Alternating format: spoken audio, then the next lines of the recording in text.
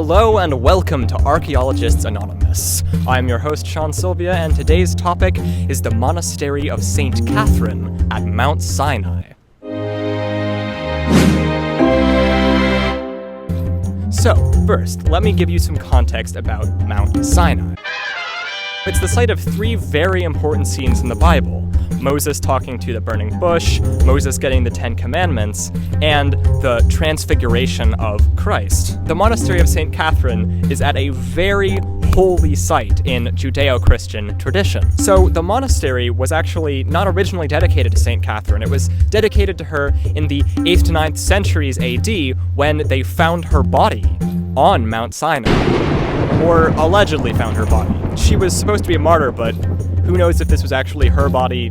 Anyways, it's just a bit complicated. The monastery was in operation long before that, and it was actually built in the 6th century by Byzantine Emperor Justinian. And that's why I'm standing in front of the National Shrine to the Immaculate Conception, because it's very inspired by Byzantine architecture. Wait for you to get it on your own, X gon' deliver to you. Just like the basilica here, the Monastery of St. Catherine had a bell tower, and this was actually a gift of the Russian Tsar in the 18th, 19th century. And of course, Russia is another civilization that was very much inspired by the Byzantine Empire, just like this basilica. X gon' give it to you.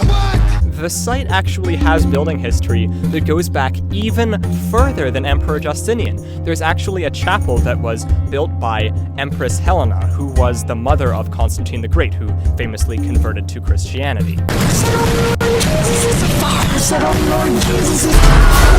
This chapel was supposedly built on the spot where Moses saw the burning bush.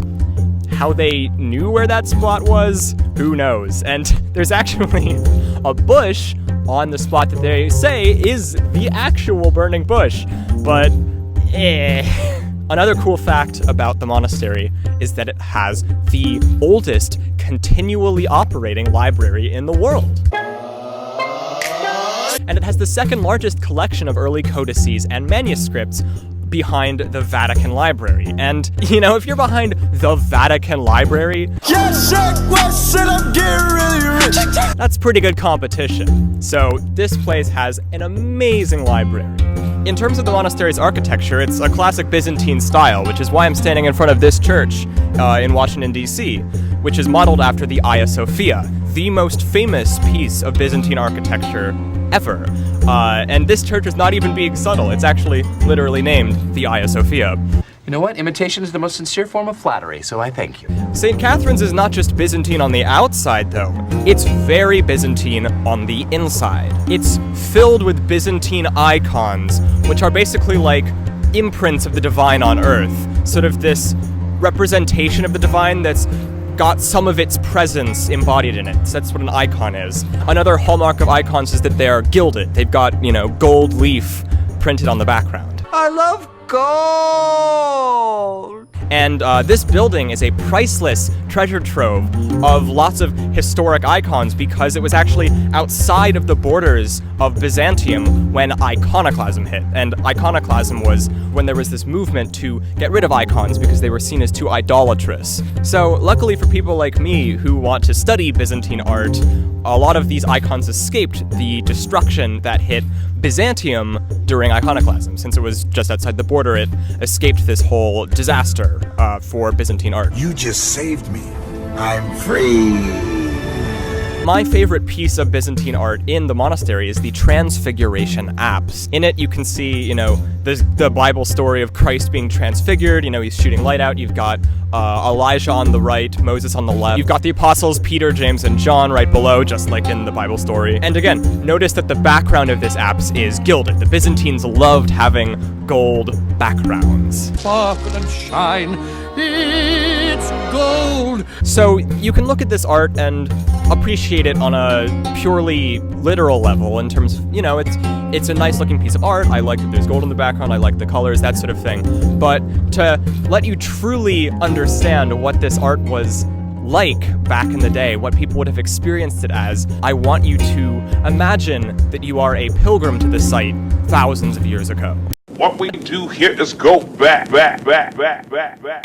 You know, remember, Mount Sinai is the site of 3 of the most important and sacred scenes in the Bible, and you as a pilgrim would definitely have known that, and known how sacred just the site of the monastery was. The monastery itself only adds more to the experience. Imagine you've traveled for days through the desert of the Sinai Peninsula, which is what you would have needed to do to get there.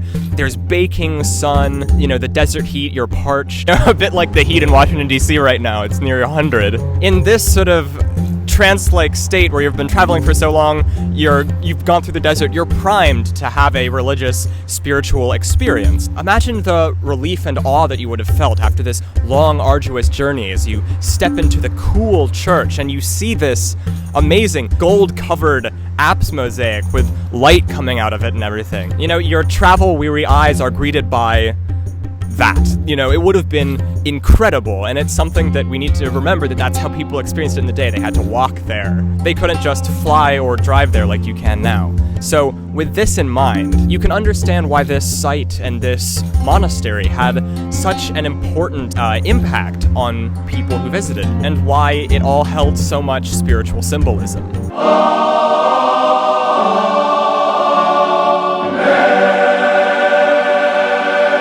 So that is St. Catherine's Monastery. Thank you so much for watching. I have been Sean Silvia of Archaeologists Anonymous. Don't forget to like, subscribe, watch another video, and see you on the next one.